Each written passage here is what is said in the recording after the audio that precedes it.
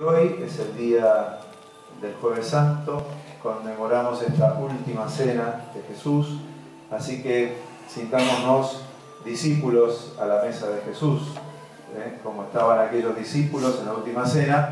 Gracias a Dios, gracias a aquellos 12 primeros que salieron a evangelizar. Hoy las mesas están más nutridas. En aquella mesa había distintas actitudes. Estaba la de Juan, que recostaba su cabeza en el pecho de Jesús, su maestro, como el discípulo amado.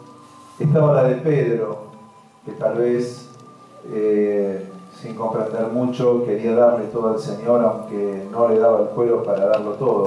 Estaba la de Judas, que no tenía el corazón puesto en la mesa, lo tenía afuera, o lo tenía en el dinero.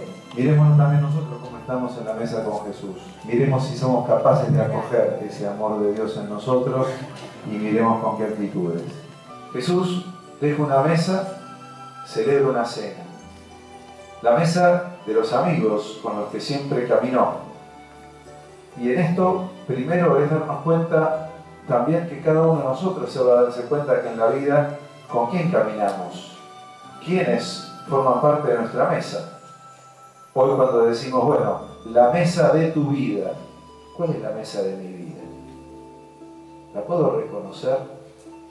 Esos con los que Jesús caminó, esos 12 apóstoles, esa familia tuya, esos amigos, esa gente que está en la mesa de tu trabajo, en la mesa de tu hogar, en la mesa de los familiares.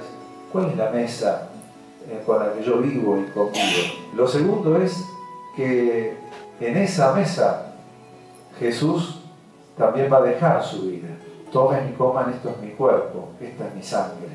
La Eucaristía es el símbolo de Jesús que con los suyos les da su vida. Y cada uno tiene que reconocer también dónde da su vida, dónde se hace Eucaristía.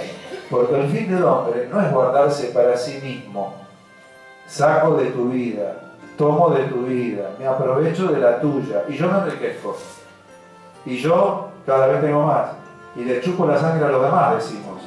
¿Qué expresión usamos vulgarmente, no? Este le chupa la sangre a todos, decimos. Cuando hay alguien que, mientras que Jesús da su sangre. ¡Wow! ¡Qué diferencia! Aquel que se enriquece de los demás y aquel que se entrega empobreciéndose por los demás. Esta es la Eucaristía de Jesús. ¿Por dónde va mi vida?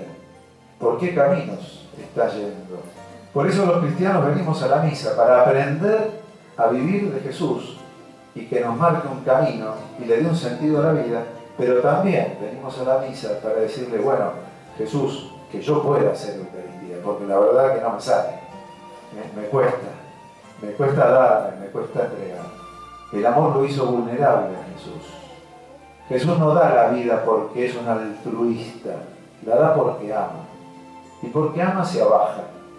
Y se abajó hasta olvidándose de su condición divina, hasta ponerse por debajo de todos. ¿Pero por qué lo hizo? Porque amaba. Porque cuando se ama no hay temor a bajar. Cuando se ama, se ama. Entonces no hay cuestiones de orgullo, hay cuestiones de verdad. Y la verdad que sea el amor. Por eso también es esta la noche donde Jesús nos pone el amor al centro de nuestros corazones. Y no tenemos que preguntar, ¿dónde está el amor? Está el centro de mi vida, el centro de mi corazón. Me motiva el amor, aún con todo lo que me pueda carecer como ser humano, todos los defectos que pueda tener, pero vuelvo al centro del amor. ¿Es el amor el centro de mi corazón? Por eso el amor, ojalá lo podamos expresar con los que nos pueden devolver y sobre todo con aquellos que ya no nos pueden devolver. Jesús así nos amó, gratuitamente, solo porque nos quería mostrar el amor sin medida de Dios para con nosotros.